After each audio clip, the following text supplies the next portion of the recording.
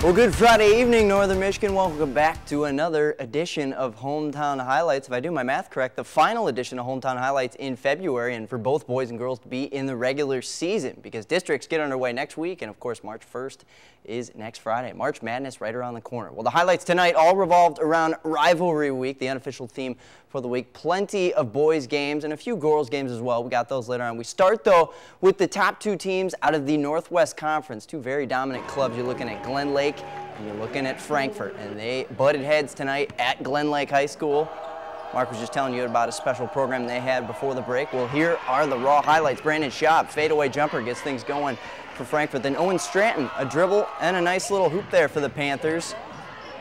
And there's Stratton again. Well, actually, that would be Stratton. Schaub was the first highlight, so Frankfort's reigning baskets early. But this is Glen Lake. Curtis Bunick passes to Carter Lee. Carter Lee with the corner three. We check back in on Schaub. Nice little move, and he gets the jump shot to go. Fakes the defender out. We skip ahead here. Parker Kokowitz is the big man in the middle. He gets a little roughed up on the back, but he still makes the basket count using that backboard and that glass. Stick with Frankfort now, and it's Schaub again. The man's a star on the football field, and he looks pretty good on the basketball floor as well. Rebound, though, by Connor Bradley. That gets the basket, and Carter Lee again gets a long jumper to go. End of the first quarter here, and it's Stratton passes to David Loney for the hoop. You heard the buzzer there, a clutch shot. Lakers, though, they win at home 53-51, your final in that close game.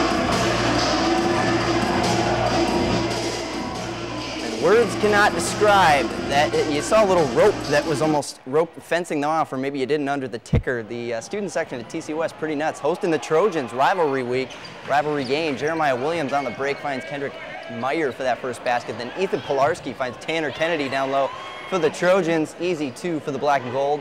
Checking on Meyer again, dishes to Donnie Sizik, and that's a three-pointer for the West quarterback in the fall. Central comes right back to Pilarski with his own three-pointer.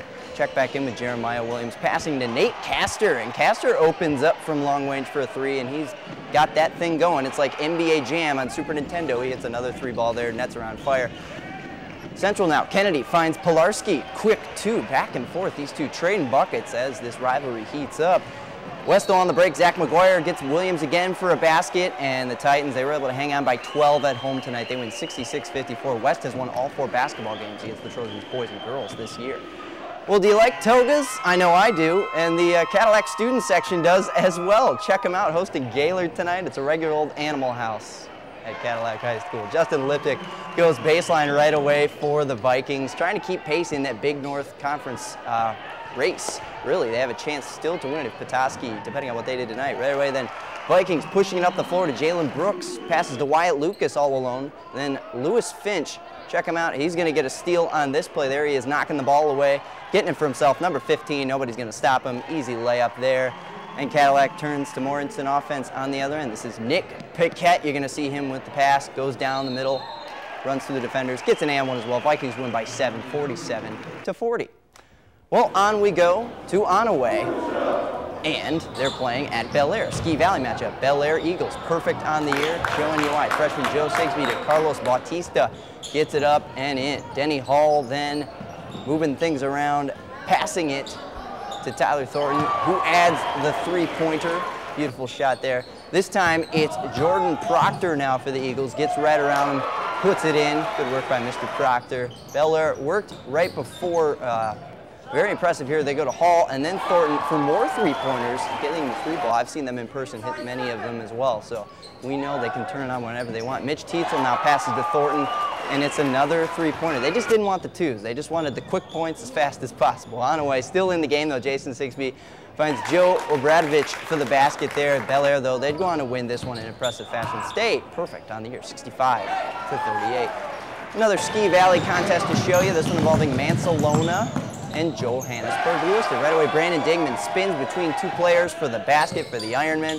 Then Wyatt Durr finds Brandon Scott down the middle, and Mansalona looking good to start. Cameron Nicker then, here he is getting in the inside, gets a basket for Onaway to go. But once again, Durr trying to channel his inner Bel Air Eagle. He shoots from three-point range as well and is successful. Ironmen, they go on to win at home 84-56. Well, welcome back to Hometown Highlights. Still got some boys action for you, and those Lake Michigan girls results coming up in just a few seconds. We start with the Lake Michigan boys side of things. Traverse City St. Francis still a perfect 17-0 entering tonight, and with the Lake Michigan title likely already in their back pocket, they looking pretty good for that and looking towards the postseason. Although if they want to stay perfect, tough game tonight on the road at Charlevoix. The Red Raiders always put up a fight, so let's see what kind of fight we get between these two teams tonight on the court.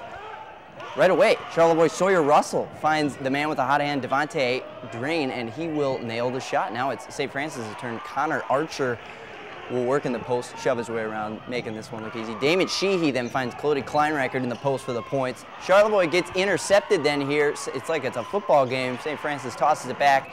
Charlevoix, though, Drain nailed the jumper. TC then finally holds on to the next pick. They'll find Damon Sheehy.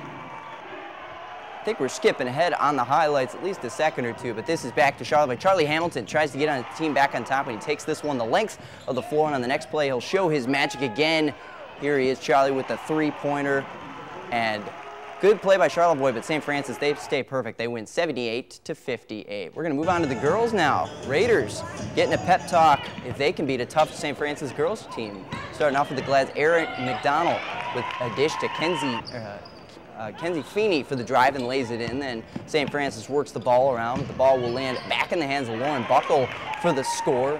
Check in on the Red Raiders now. Gabby Gray will get it to Courtney Putnam, and Putnam will get that easy basket from about 6-7 feet out. Gray will nab another assist for herself on the next play. She finds Madeline Boss, who proves she's a boss. Turnaround jumper.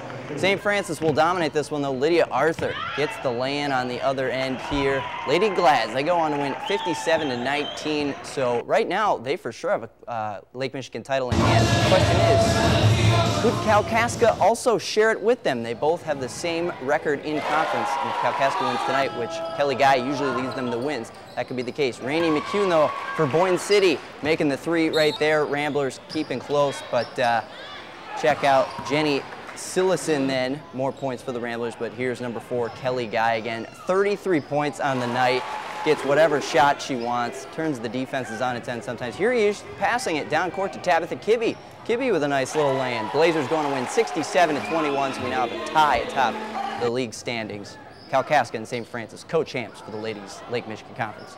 Well, let's check in on Benzie and Mesick. Boys Northwest action. Scoring in bunches here. Jacob William to Austin Ross for the Huskies. That's a 1-2 connection if I ever saw one. Then Alex Gretcher for the Bulldogs. Going down the middle, a little teardrop, Tony Parker-esque of the San Antonio Spurs. Very impressive. Jacob Williams again, though, gets the big man presence down low for the red jerseys. And Noah Yak. This time the guard goes baseline for the Huskies, and an easy reverse lay-in there. Benzie goes on to win 81-47. Mesick kids not too happy watching that one from the cheap seats. Northwestern action again. Austin Bermania with a lay-in for Buckley. He had 31 in this one against Kingsley tonight. Tyler Newell, though, he's this guy in the black for Kingsley. Look at that steal. Nobody's going to even touch his jersey. Two-hand touch, flag football, whatever you want to call it. He wasn't down at all. He has 6 points and the 2 points you get in basketball for the score. Dustin Tandy, then nice putback for the Bears. Buckley keeping it close. This one kind of back and forth in the third quarter, but Tristan Eichenroth, check him out on the rebound, aggressively fighting off anybody in his way and throws it up and gets the whistle. Kingsley goes on to win by 10, 71-61.